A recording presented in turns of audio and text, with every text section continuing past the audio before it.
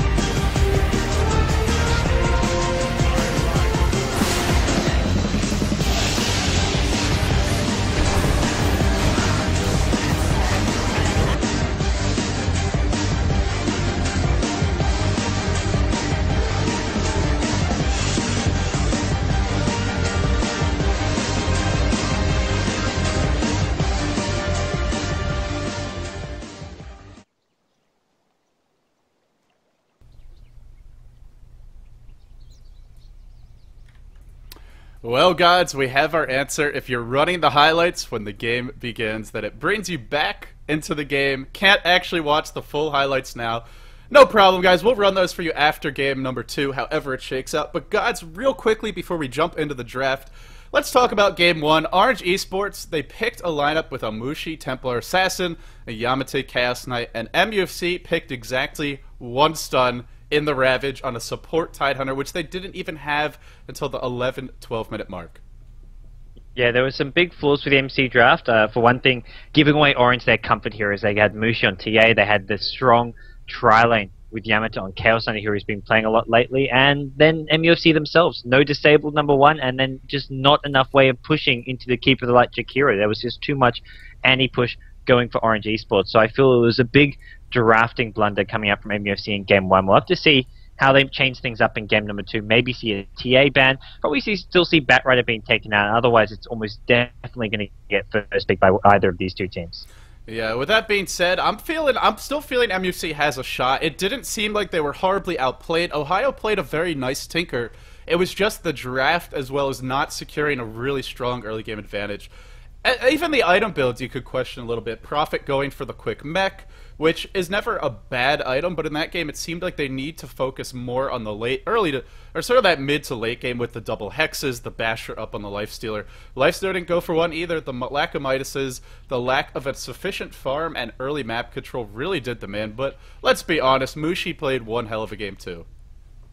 Yeah, Mushi played absolutely fantastic. I think ended up like 20 kills, just the one death, and a pile of assists as well. It was absolutely amazing how much farm he got. And he really plays TA different to other players. When he gets that Blink Dagger, he doesn't immediately go off ganking. He roamed a lot more, was involved in a lot more kills that game than he normally is, but it's still always making sure he gets the farm up. I've never seen Mushi sort of fall behind in terms of farm. He just has a way of getting gold out of nowhere. Yeah, he does all those little things right. Like, even when he denies a creep, he's trying to last hit through the deny with the Sideblade Splash. Sure, you expect these kinds of things out of every pro player who handles a Templar Assassin, but Mushi is one of the most polished, if not the most polished, in the game when it comes to that. And like you said, Orange just did a great job of understanding when to farm and when to gank, whereas it felt like MUFC, they went for all these aggressive early game items, the quick Armlet, the quick treads on the Lifestealer, the early mech on the Prophet, and then they played defensively. It was it was kind of like cognitive dissonance, or just basically they were building to do one thing and then they did exactly the opposite. Didn't really make sense how they played and how they itemized relative to each other. So with that being said, Game 2 hopefully is going to go the way of MUFC. As we look at the brackets, the winner of this match will be played against DK, of this best out of 3, I should say. This is game number 2. For anyone just tuning in, Orange took game 1, so if they win this game, they move on to the LAN finals. They'll be going to China, competing for $53,000 in total prizes. MUFC on the ropes, on the back foot, but not out of the series yet. When we come back, game 2, it'll be underway, so stay tuned for that.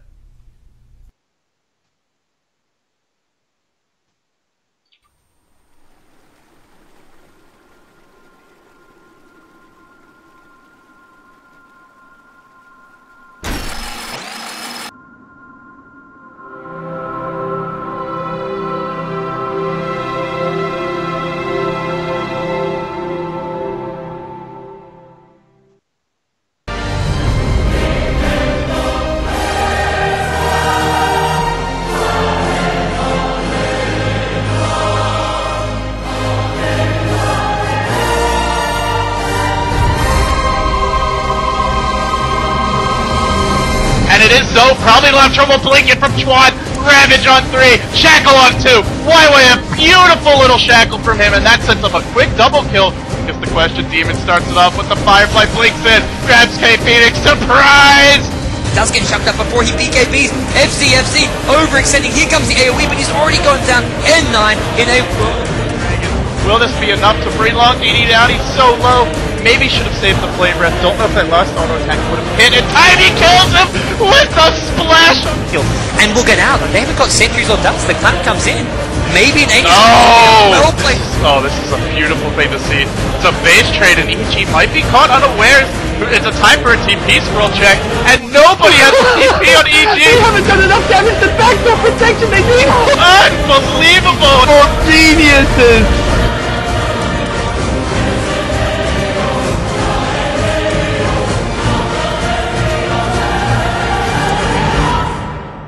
Thousands of years of waiting, and yet no time to waste.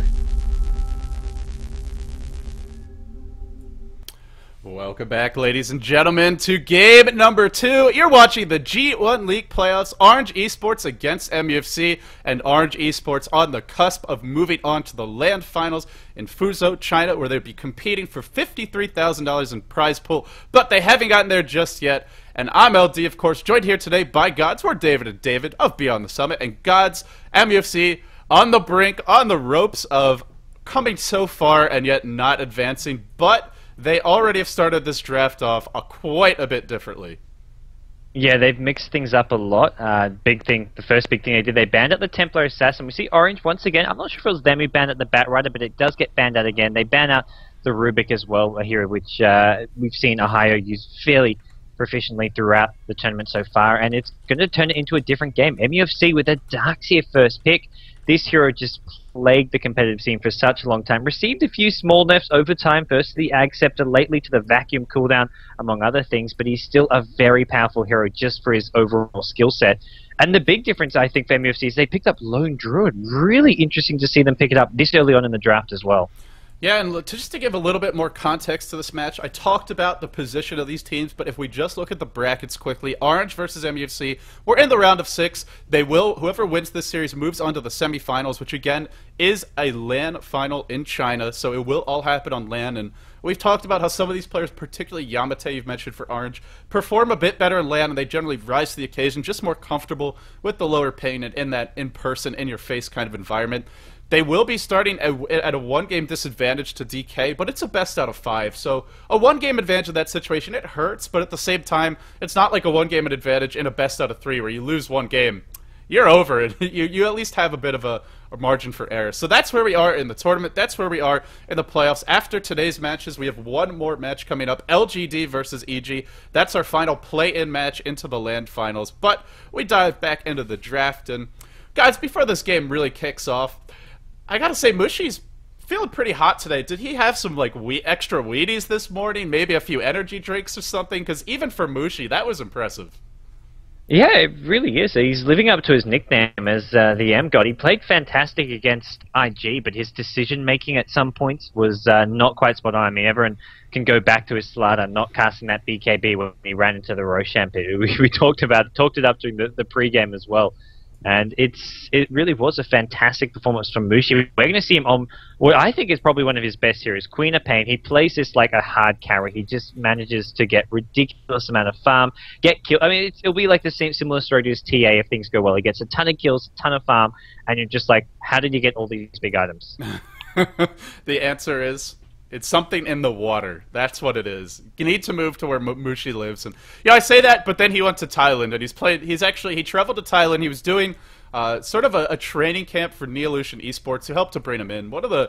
I guess you could almost say the Mineski of Thailand, just in terms of really doing a lot for the community beyond just having their own esports team. Obviously not as big as Mineski. Pinoy fans, don't bite. Don't smack me.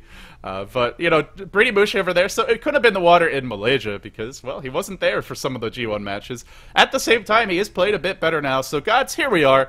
And you know what was nice for me about that game, as if you're rooting for Orange, is there's no hesitation in the late game. They're very decisive, and that's something they really struggled with against IG. Yeah, I think this against MUFC, they're a lot more confident. I think it's almost an intimidation factor against IG. Even when you get such a big lead, it's something like, wait, as soon as they win one small fight or get one pick off, anything good they go, it's something like, oh crap, you lose confidence in yourself. Orange against a team like MUFC, they've versed them so many times. It's just a matter of getting an early lead, and then they'll make sure they get that win. Confidence isn't an issue. Even if MUFC win a fight, get a pick off here and there, Orange just say, no big deal, we know what to do. And this game, it's going to be with Nagasiren as well. Makes it through this time round, which is interesting to see. I believe banned out last game, and that's probably going to go into the hands of Yamato. That's going to be a strong sort of replacement for his Chaos Knight from last game. Yeah, let's see if that one is going to work out. This is an MUFC lineup that it's still a lineup that doesn't have much true lockdown. They have Vacuum, so they have one way to cancel TPs. They have Entangle. They have a lot of chasing power. But they're a bit low on stuns, and, we talked about it. When MUFC was playing Flash, they went very stun-heavy. You're up against carries that are pretty difficult to kill already, as it is. Nagasiren with the sleep, often going for a Lincoln Sphere.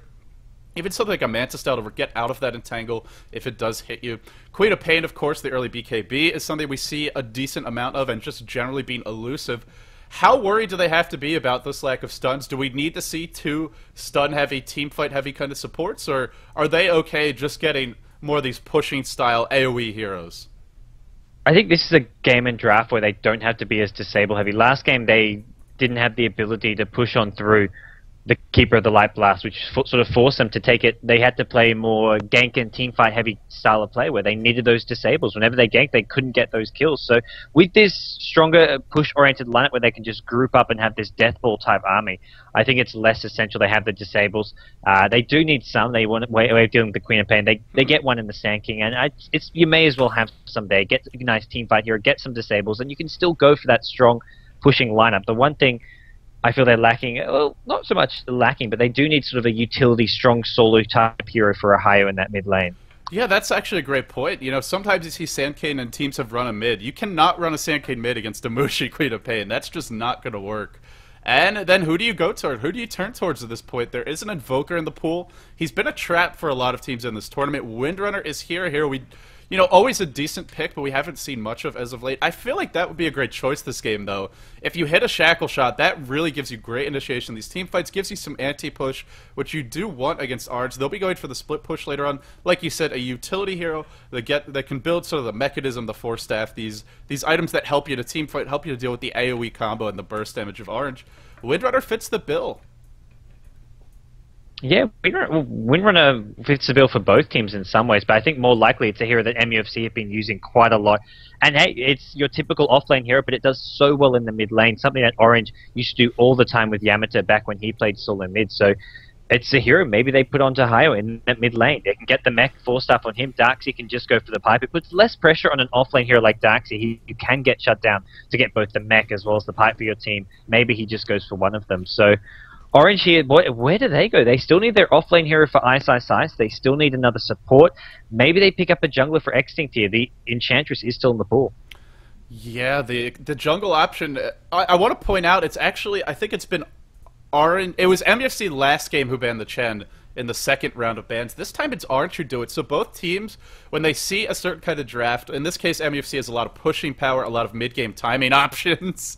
I got a little excited. This is round 2. Did they win last time with this when Xting played Nyx Assassin? I can't actually remember. I think I had this feeling they lost that game. I remember him going Dagon Nyx Assassin. That was the game versus IG, if I recall correctly. I think it was one of those games versus IG, and I think they did lose it. But I wouldn't blame the Nyx Assassin entirely. I felt like it was much more the overall decision-making in that game. Yeah, they had Slaughter, they had Nyx Assassin, they had just like tons of initiation. I think it fits pretty well here. You're up against a lot of AoE, which means almost everyone is guaranteed to be hit by that Spike Carapace in a team fight. Very aggravating to deal with. Also here, you don't want to initiate on. Gives you tons of chain stun. Orange. Now, this is, you know, even though it's a great ganking hero, because of the Spike Carapace, he's actually a pretty decent... he's a pretty decent team fight hero. Yeah, he does work well, especially if you can get that Impale landing on multiple heroes. It makes him something quite hard to deal with. And the way Orange play, they don't need a strong laning support. MUFC, they love to go for the strong laning heroes. That's why they pick up Venomancer as their preferred support hero. Orange, it's a different scenario. Last game, they had the 2 jungling supports with Jakiro and Keeper of Light just sitting in the jungle, stacking neutral camps, farming neutral camps. And they can do a similar thing with the Nyx Assassin. Not quite as well, but he could use the pool camps, he can use other things at his disposal. So I feel that this is a support hero that does suit Orange Esports playstyle really well. Yeah, the Shadow Shaman as well, I think, is a good support pick this game. MUFC, a couple of disconnects after this final pick. This I really like, and I think this is a crucial hero in this game. Shadow Shaman, for me, is probably going to be the most important hero on MUFC's lineup. He won't get the most farm. Maybe it will be, actually it might be an Ohio Shadow Shaman, in which case maybe he will get some decent farm, an early Blink Dagger. Whoa, okay. Well, as we talk about Shadow Shaman, he is squishy, he is gankable, and RG Sports are going to pick up the Ice Bounty Hunter. Looks like a Nyx Assassin, Jakiro, Naga Trilate, a solo mid Creed of Pain, and an offlane Bounty Hunter. A bit predictable as far as the lanes go, although they could run an offensive Trilane. Despite being double melee, gods, this is a pretty fearsome Trilane. Yeah, this is scary looking, and Naga Sign has a lot of killing potential. The Ensnare, long duration, just level 1. You get a Rip type, some minus armor, and I think we see just a Suicide Darkster against it. They're not going to be looking to sort of contest that with a Trilane of their own. They want to have Lone Druid farming away. And it looks, solo mid Shadow Shaman, I want to say.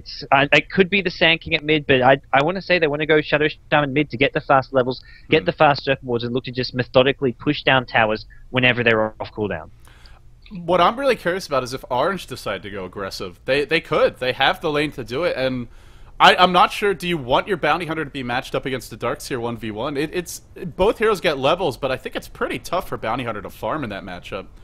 We'll see, but Orange definitely have the aggressive tri-lane option this game. Wouldn't be the easiest of lanes, but that is one way to try and shut down your Lone Druid player. We load into the game, and it's Ohio who is still picking this damn hero, but like you said, expect it to be a Shadow Shaman for him. Ken, of course, on the Darkseer, Sharky on the Lone Druid. That leaves, oh god, having a bit, this is where it's good that the stream is 2 minutes delayed. I can double check the other heroes they had. They had Venomancer and Sand King, yeah, so there you go. I guess they're going to Ling and Net. I'm not sure. Net normally plays their hard support, so probably the Venomancer for him once again, and Ling on the Sand King, unless we see Ohio playing a solo Sand King. Nope, Ling actually going Venomancer. There we go. He's reconnected. So we'll see Net playing Sand King, Ohio on the Shadow Shaman at mid, unless it's to support Shadow Shaman. The one problem I have with the solo mid Shadow Shaman is he's like you say, he's squishy, and against Bounty Hunter, Nyx Assassin, this is a must. Oh yeah. Like, you're going to have a lot of sentry wards up, an early gem, I feel. If Shadow Shaman gets even the slightest bit out of position, he will go down instantly to this lineup of Orange Esports. And he's crucial to this team. That's really the only way you quickly deal with Mushi's Queen of Paint is a well-timed Hex or maybe a Shackle, although with the Shackle, it's going to be very hard to channel it. There's a Shuriken Toss to cancel it, there's Impale from the Nyx Assassin, there's Spike Carapace. If you've already done some, well, actually, I guess it wouldn't be any AoE damage, but there's an Ice Path. There's a lot of ways to cancel that Shackle, so it comes down to the Hexes for him. And if he's not killing Mushi quickly in these team fights, the back lines are pretty squishy. Beyond the Shadow Shaman, it's a Venomancer and Sand King who has a relatively low strength gain as far as strength heroes go. He's not really that survivable through his HP. It mostly just comes down to positioning and using the abilities to get away. Yeah, so the Sanking solo mid instead. I guess this is because worried about how squishy Shadow Shaman can be as a solo. They probably were planning the Sanking as a solo all along, but he just doesn't match up well against Queen of Pain. Yeah, I don't know and that's going to be tough for MUFC. Maybe they go with something different. Maybe they send Sanking against Bounty Hunter in the safe lane or something to give him a slightly different matchup. It's still a scenario where I mean, and then you're sending Darkseid mid or something. So either way, it just doesn't really fit for MUFC. I think they're just going to have a slight mismatch. Actually, no, it's going to be Net playing a solo mid Shadow Shaman. It is the Shadow Shaman mid. They're just switching around the roles a bit. He's been playing carry a little bit, especially when they pick a hero like Lifestealer. He's the one who plays it, but now he's going mid. Net has, well, he's trying to be a jack of all trades. It didn't work last game, but let's see if it can this time around. The one thing that I find very interesting is Sharky has started with Arena Basilius. Are they thinking about an offensive tri-lane of some kind? I'm not sure why the Lone Druid is up here. Could use the Bear if you just want to scout. This is quite odd. Well, we'll see which one of those heroes is going to be going bottom. I think they just want to do that. Maybe they go for the 1v1 matchup at bottom against the Bounty Hunter, as we will see. Mind like games galore this well game. As Mushi. They spot each other out at top, so Darkseid sees Mushi and Orange there. It looks like they're trying to set up a bit of a trap here, but they want to be careful. There is a Jakiro who's ready to come in from behind as well, so really interesting setup from Orange at top lane. I would say crouching Jakiro and then hidden something, and hidden Dragon there, but he's rather big and he can't really crouch too easily. On the side of Orange, we have Extinct on the Nyx Assassin, Yamate on the Naga Siren, has the early Rita protection, either the Tranquil Boots or the Brina Basilius coming out quickly for him. Mushi on what we expect to be our solo mid Queen of Pain. It looks like it will be. Ice Ice Ice is already bottom. Speaking of Ice Ice Ice, these are some interesting wards. I think he's been watching maybe a bit of LGD's games earlier in this tournament, because these are some Shao 8 wards. Bit unusual. We often see a ward over here sort of towards the right near that pole camp, but this one all the way to the left. He's just trying to get it away from that standard sentry ward north of the pole camp. So cool little trick there with the ward, and also blocking the safe camp. So expecting perhaps some mid poles or some jungling from MUFC. The fact MUFC have already sent 4 heroes top suggests they're running a potential tri-lane top. Darkseid may want to go back down bottom, or are we seeing a crazy quad lane? MUFC's done this before. They send 4 heroes top right off the bat. They've got the heroes who can do that and get an early tower with Iron Shell from the Darkseid, with the Bear to tank things up. And it looks like they may be going 4 top. This is something that we saw from a couple of teams. We saw from Dare as well in the Beyond the Summit World Tour leading up to the International too. We saw some teams experiment with it. For the most part, I gotta say it was a bit of a bust. It worked in a handful of games, but generally those games, I don't think it was the quad lane that won them. There's a lot of downsides to running this quad lane. I think the biggest one is that you just fall really far behind in experience. Sure, you get these early towers, but then that oftentimes just creates a safe lane to farm. You gotta keep the pressure up in the lane. They don't have a perfect hero to do it. Lone Druid, great once he gets 6, pretty difficult to bring down then, but, well, gods, they want these early towers, and by golly, they're going to get them. Arch can't really stop early bassering on the Lone Druid. This is all about getting this tower down as fast as possible. Naga Siren Yamato's actually got himself in these trees above the tower, and I think MUFC know that. They know he was at that tower. Strategy and pause? a potential early first blood on Yamato if Orange aren't careful. It was apparently... It says it was Ice that... they accidentally resumed, perhaps. Or anyway, we're about to unpause, so a quick strategy pause for one of these teams, but no big deal. I'm kidding, of course. Extinct is going to eat the Gale. Does he have Spike Carapace? No, he's got the stun at level 1. Burrow straight through, catches out 2. This is looking to be our first blood, and this is the one thing you don't want to do against 4 heroes, is give up kills, give up that gold, give up that early first blood, and gods, the push is going to continue. Eventually they're going to get this tower, and now they get quite a bit of additional golden experience. I think Orange would have been okay just to give up these towers. That's generally fine versus Tri-Lane if you get the trades, but if you're giving up Yamato's kills... going to have to maybe TP out here. He's got himself in a bit of a sticky snare. Has to buy a TP from this side shop, and that's gold farm loss. He actually TP's bottom. I like that decision. They're going to... Bounty Hunter can't really go help stop this push, but there's nothing they can do. They have to say, okay, MUFC are going to get this tier 1 tower, maybe even 2 towers over time. They just have to cut their losses, which is going to be getting Naga Siren some farm at this bottom lane. Quad lane. Now we've seen it all. It's the comeback for the quad lane. Let's see how it works out. The other lanes, let's take a quick look at them. Ken on the middle lane. Little bit, doing well so far. 5-2 versus Mushi, who's also farming reasonably well, 3-3. Generally gets a lot easier for Queen of Pain. She levels up Blink in. They want to go for Ken. This is the weak spot in this MUFC laning, is that solo mid Shadow Shaman. Ice Path only blocking him off. In comes the Jakiro as well. Oh, what a play by Ken! Gets one! Will he survive? He even, I think did he just, no, it's the Tango healing him up, I believe. Did not actually salve, but Mushi finds the kill. But 3 heroes to get it, and they give one up, and the experience for one first. So not too shabby from Net. Yeah. I said Ken. Sorry, it was Net. Yeah, it's Net. It looks 10, it's confusing because 10. If you see it as a K, I'm on board, LD. I'm not just being patronizing right now. I'm thinking 10 Ken. Who is this? Mushi gets himself a kill, and this is what Orange are gonna have to do: get Mushi fast levels, fast XP, and have him come deal with this strong group up and push type strategy. MUFC are gonna be under leveled. I mean, Lone Druid only still sitting at level 2. All these heroes up top are just level 2, so they can be punished by a level 6 Queen of Pain if Mushi can get that nice and fast. Yeah, and they're not going to have a really early pipe, at least not quite yet. It will be a little while before they get anything like a mech or a pipe to help them deal with the burst damage, so it's going to come down to positioning and wards. And one thing that should be pointed out is, although MUFC have 4 top and don't have to be too worried about aggression, they are playing in the dark right now. They don't have any wards in the jungle. Which generally isn't an issue because the fight doesn't really take place in this area of the map normally. It's normally at that tier 1, but they're playing a bit in the dark. Wards are placed on the high ground at the hill, and the push will continue. Mushi already hitting level 4, has his bottle on the way. Courier is surprisingly close to the MUFC squad over in that middle lane, but should be okay. And this is a weakness of Orange's lineup. Really smart strategical play. They don't have much anti-push. They don't have that Keeper of the Light this game. And they've got the Sentry Wards down, so Ice, he can't really go look to poke on in, scout things out there. If the Sentry Wards there, it's going to prevent them. This is cheeky. Prevent Ice from doing anything. This is ultra cheeky. Ice is pulling the wave really far away, taking a lot of the air out of the sails of this push, and it might not stop just yet, but without a creep wave, they can't bring the tower down. I think it's got to be a moment where MUFC think, okay, maybe we be content with the tier 1, we back off, and we go back to normal lanes. We did get a first blood as well. Gold-wise, experience-wise, gold-wise, their lead experience, they are going to start to fall behind because that bottom lane is empty. Blinking from Mushi onto 10. Not Ken, but 10. Taking a lot of damage. And Ice just continues the shenanigans. There's no creeps. This is brilliant play from him.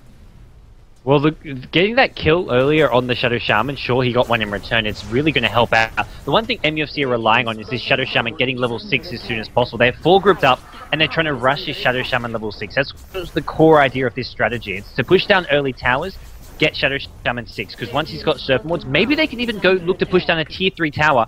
If they just continually pester away at it with Serpent Wards, they could be looking at a maybe 5 or 6 minute high ground push with the Shadow Shaman. So Orange are doing their best to keep him low level at mid, which I think it was the smart hero to gain. It gets a lot harder once Naga shows up. Now she's got level 3 Riptide. Of course, you don't have to commit your hero to the fights to slow down the push. You send the illusions in, the Riptide damage kills the creep wave or brings it down low. And without the early items like a mech or a pipe, in theory, you're right, they could chip away. I don't know if they're going to bring it down quickly enough, and it looks like MUFC, they wanted just the first 2, but Ohio is going to be caught and left alone on this top lane, and will he be able to burrow straight into the trees? He doesn't have a TP anyway. Nowhere for him to go. This is a lot of wasted time. Wouldn't even bother with the sal, but he's going to pop it, trying to tangle out. Oh, the ward block from Ling! The backup is here. They return to the lane. Ohio's still alive. Is going to get caught by a secondary ice pad. Now the burrow strike. Nope. Oh, sorry, that was the Impale from Nyx Assassin. Extinct trying to run away. Extinct dropping low. Sharky dropping low. Everybody and their mother dropping low. Sharky still surviving. Link picks off the Nyx Assassin. Now the chase onwards. Mushi has arrived with the haste turn.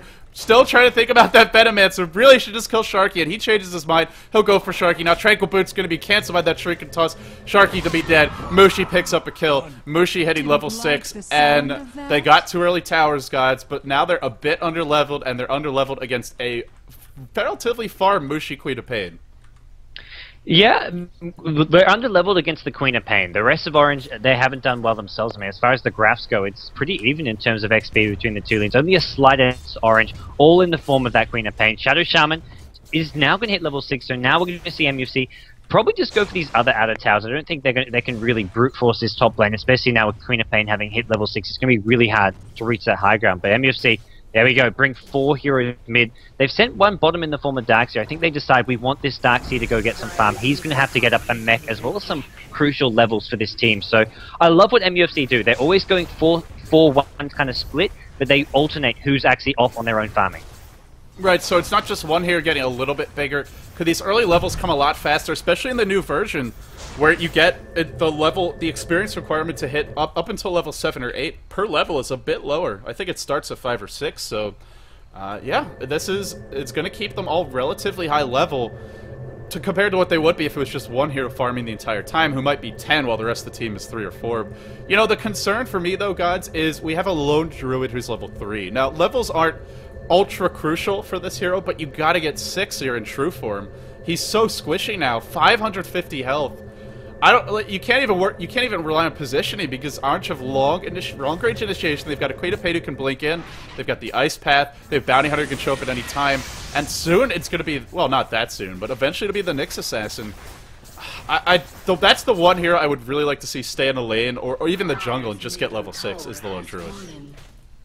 Yeah. The Lone Druid, or you mean the Nyx Assassin? No, the Lone Druid, because he's so squishy outside of true form. Well, yeah, no, absolutely. With all the picking potential from the Bounty Hunter, as well as when Nyx Assassin hits his level 6, it got the Queen of Pain initiation. It does make him very hard to stay alive, and he is bottom lane. So it looks like MUFC have decided to go back to a more standard laning setup, and all they've really accomplished is to get those early 2 towers, giving them a slight gold lead. And that's all they've got. Oh, there is a Sensual Ward, but they haven't got another stun. Ice. He's played really smart so far this series, and he continues to do so. You know, it's like they planted the seeds in the heads of Orange. All right, you guys could TP cheese this in game 1. That was obvious they could do it. This game, there's a lot more disables. There's a Hex, there's a Shackle, there's an Entangle, and there's a Burrow Strike, and a Vacuum on top of it. But, you know, only one there, and Ice. A smart, savvy veteran, he capitalizes, he gets away, and that's some wasted time for MUFC. Yeah, MUFC, they need to be efficient right now. They haven't got the ability to fight Orange as this goes on, with Mushi getting farmed, with Yamate as well at bottom lane. I imagine if he's maybe goes just for a Vanguard here, so he can be a lot tankier. If you're battling this group up push kind of style of play, you just want to get as tanky, cost-effective, cheap items as you can get. The alternative is maybe saving for a Lincoln Sphere, but that's going to be a lot more expensive than that Vanguard. Yep, and MUFC getting the early mechanism on Ken. It will be pretty quick. Now, he is low HP enough that they could just burst him down without him getting to use it. It's something we see a lot in games, is when you rush an item like a mech. If you focus that hero down, Darkseer's pretty tanky naturally, but not insanely so. He's still sitting on that 3-digit HP. Ohio surging in the middle lane.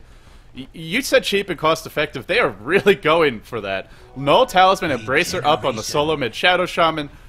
Double Bracer on Ohio. Ken getting the standard Darkseer items, really. And even Sharky disassembled his Rita Basilius. Now he's gone for Tranquil Boots. They're not trying to get anything bigger than a mech at the moment. Yeah, and they're looking to get more and more towers here. And even with all these tower goals, I just don't feel they have a lead that reflects this additional gold they're getting. It's just not enough farm and not enough actual... I mean, cost-effective is Braces, is Null Talisman, but they also need utility items like the mech. They find Mushi, but Ten just not able to get in range for the Hex. Instead, he focuses on Yamate. Yamate, the immediate sleep. The Macro Pyre not going to be here. It's only a level 4 Jakiro. Ice Path on 2. The sleep ends. The Queen of Pain. Oh, it's destruction. It's annihilation. And Sharky, the lone survivor. 2 heroes dead. Not the lone, but soon to be the lone. Lane on the run. Extinct giving chase. Sharky actually Tranquil Bootsing up. Look how long Lane lives through it, but in the end he will drop. GoDz, that is the setup power. That was a very elaborate setup. Needed perfect timing for Mushi, and he nailed it with that ult. Yeah, Mushi, they had the Ice Path there instantly on the Sand King. The one downfall of using that Naga Siren is that it did give Sand King time to cool down on his Burrow Strike, but they just chain stunned him perfectly, burst him down with the Queen of Pain ultimate, the Ice Path not giving him a chance to get out, and it's a big win for Orange. The problem is MUFC maybe look to go for another push here with this long 3-minute cooldown on Song of the Siren, but I feel the next push is going to be even easier for Orange to stop because they'll just have that next level of items up. You've got Mushi just tanking up with some treads, and they're feeling confident they can defend this. Well, Mushi gets caught. Where's that Shackle? There you go. Dropping low, but Shrika Toss saves him, allows him to blink away. Now Ice might play a noble sacrifice, I gotta say. But they do get the kill on the Bounty Hunter at least, so kill's very important for for MUFC right now because they're a bit behind in experience, and we'll see the graph hopefully start to stabilize.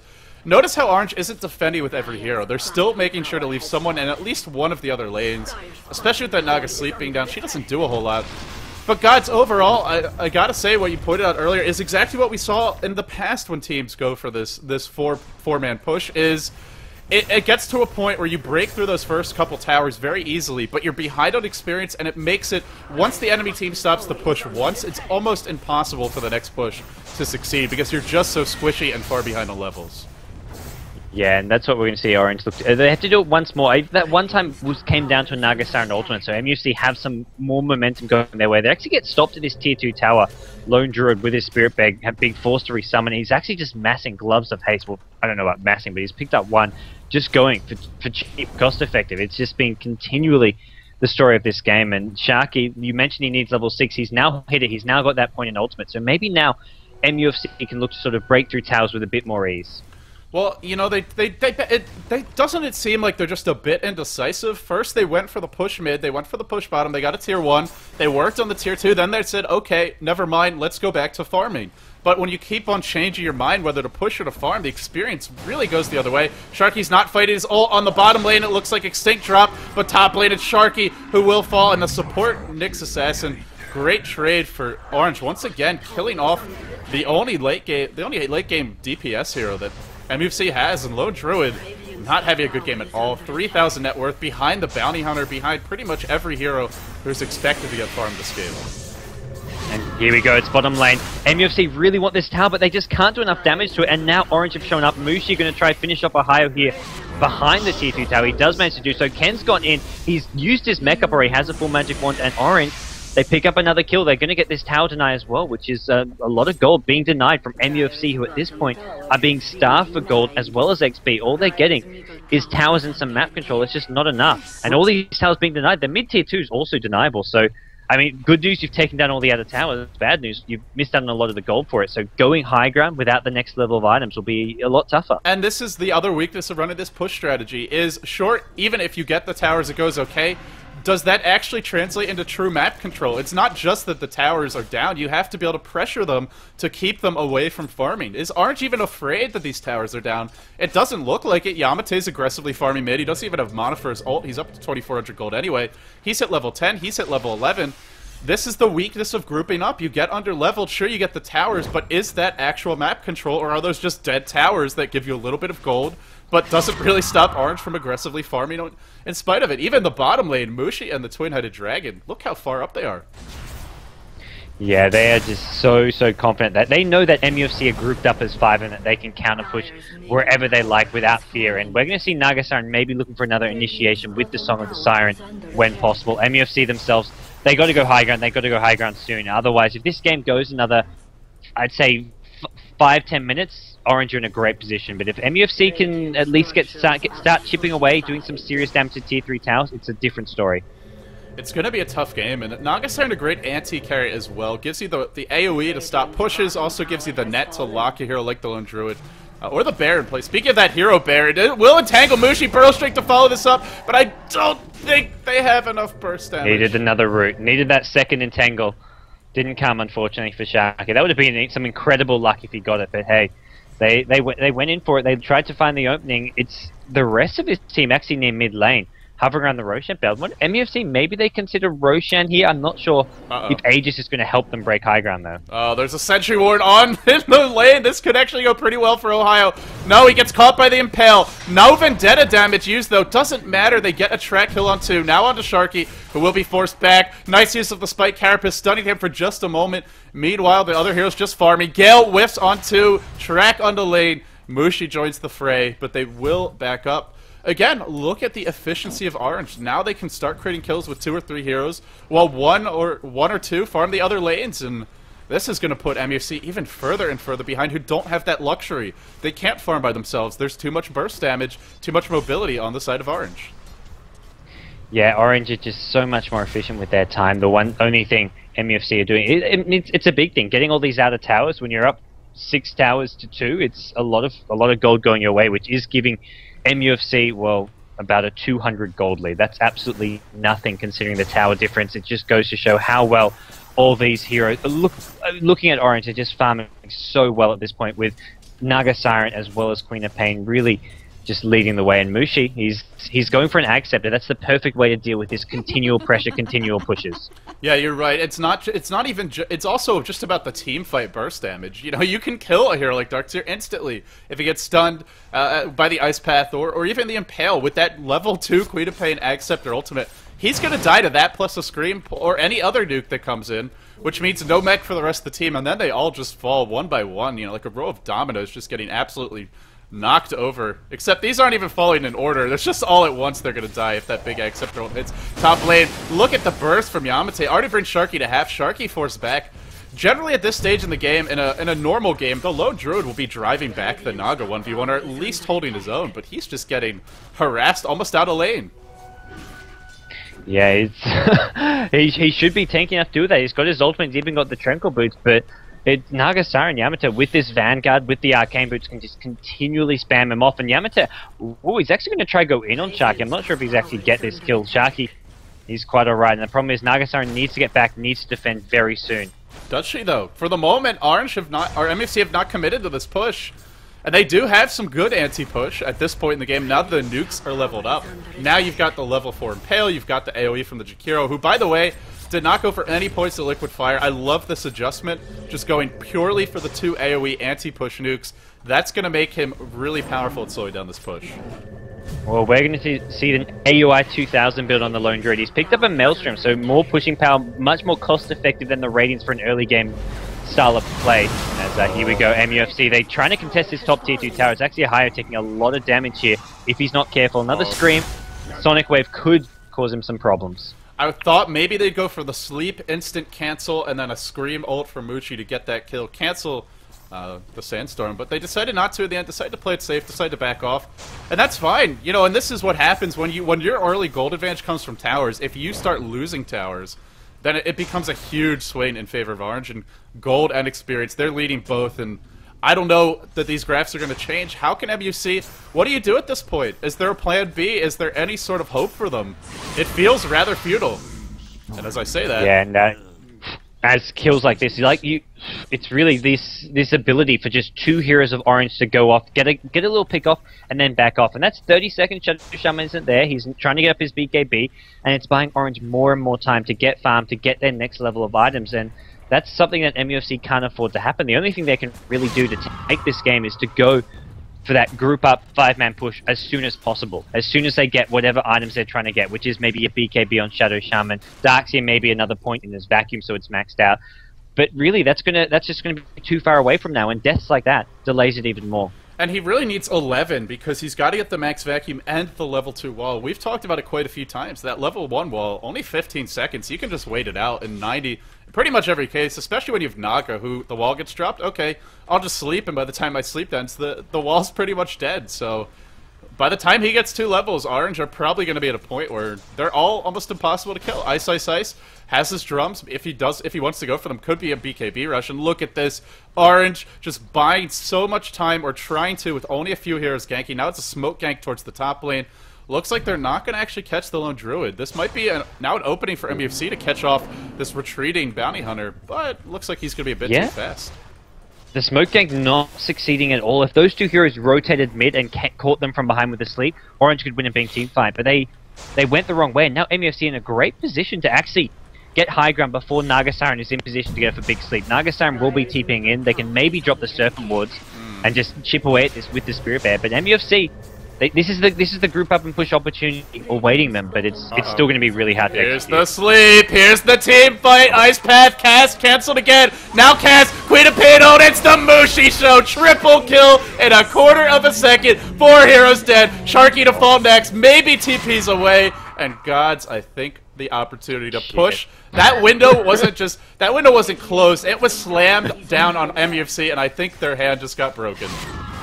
The door got completely slammed in their face. That wasn't even close. Brutal. The amount of setup, I mean, walking into that Naga, we saw at TI2 how powerful Nagasan can be, but we also saw how you deal with the Nagasan setup. You need heroes who go BKB, heroes like Juggernaut who can spin immediately after, or heroes with Blink Daggers because you can blink out after the Nagasaran sleep. MUFC have none of that. They've got nothing to escape from the Ice Path, the Macropire, the Queen of Pain ultimate. Everything just gets set up perfectly. And I think MUFC are just... Well, this is another scenario where they just may have been sort of beaten in the drafting stage. Or even in just the way they chose to select the lanes, you know. Yeah. They could have gone for more of a mid-game timing. They didn't have to quad lane top. But I guess they felt like they couldn't beat Orange in a straight game, or they felt like they had to try something different, which honestly, it surprises me, because coming into this match, the recent head-to-head matchups have all been MUFC taking the games.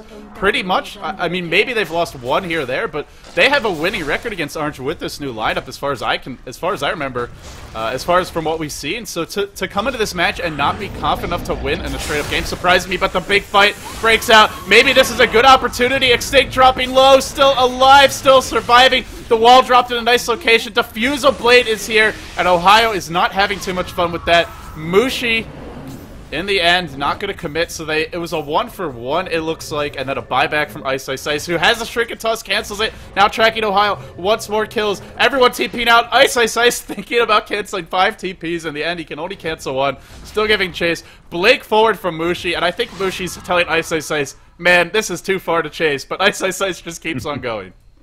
Well, he knows they have no gem. I think at this point he's just looking to be as pesky as possible. Says, hey, I just bought back. I want to make something happen. I'm going to chip away at you guys. But for the MUFC, they really pushed up with their back against the wall now. They're BKB coming on Shadow Sham, but that's just one hero who can maybe survive the AoE coming out after the Naga Siren sleep. It's still not going to be enough on its own to help MUFC in these teamfight scenarios. And who actually has that Diffusal Blade, by the way? Oh, that's the Naga Siren. Naga Siren with that. That really helps against Darkseer as well. I think you can even purge off Entangle, I want to say. I'm not... I believe that's... I could be wrong about that, but even just to deal with Surge, it's pretty nice. Yep. Yeah, it's a neat little counter that you can use for fleeing heroes. They've got the Ensnare as well, so there's got 2 ways of completely counteracting the Surge. Or even just removing Dust from the Bounty Hunter. Look at this cheeky play from Mushi. He is so comfortable in these situations where... You know, you have an opportunity to move around the map freely and make big plays by yourself. That's sort of Orange's bread and butter, is making big plays. And, you know, it feels like this MUFC strategy could work against other teams, but you're up against a team who thrives on their solos getting early farm and levels. And, well, both of them got it, and I just don't know what... I don't know what MUFC do now. I wouldn't say the game's over. They haven't lost Rex, but it feels inevitable at this point that they're going to lose unless they make something... Unless they pull something out of the hat. I don't know what's left in that hat, though. Yeah, it comes down to Orange's execution from here on out. If they execute, they're in the position, they're the ones in control of this game. The problems are going to be is if they walk into a big AoE combo of MUFCs, if they allow Darkseer to go for big ultimate plus vacuum, followed up by some sanking AoE. But I just don't see Orange making such a colossal here we mistake. go again. It's going to be a 3-hero ice round pack. 2. Oh, this is looking bad. He's late on the ice pad, though. Only catches 2. Doesn't matter. No, it doesn't. Mushi over the top. 2 heroes dead. No death notifications. Ling to drop as well. Ling will fall. Meanwhile, on the back lines of play, it's this damn hero Bear who just can't get it done. A really nice burrow strike, but Orange are just a bit too tanky. If the Bear dies, the hero should be okay at full HP. GoDz, essentially a team wipe again. Ice says, let's go, I've got this. He's still trying to chase him, but absolute massacre, and once again, not even close. And Naga Siren now, I mean, level 14, it's a 2-minute cooldown on the ultimate, but we're going to be seeing that 60-second cooldown soon, and it is Song of the Siren, just, there's no I don't know. MUFC, you can give up Naga Siren, that's been proven. You can deal with Naga Siren, but you have to pick heroes that can go up against it, which MUFC just haven't done. Right, and you also have to have the levels and items to go up against it, which they don't. They just die instantly to that Queen of Pain ult. Also, that we're seeing that Jakiro-Naga combo being really devastating in this game. When everyone gets caught by the sleep, the ice path wasn't even perfect in that last fight. It was a little bit late. Could have hit 3 heroes at least, possibly 4. Believe only caught 2, but it was still more than enough. It's like, how do you miss your ice path, which is already fairly easy to land? I mean, even without Jakiro, that's still a clean-up fight for Orange. They still get 4 kills there with the Jakiro not even in the picture. Just Queen of Pain alone with some impales, with the tracks, with the Bounty Hunter's ability to chase down heroes.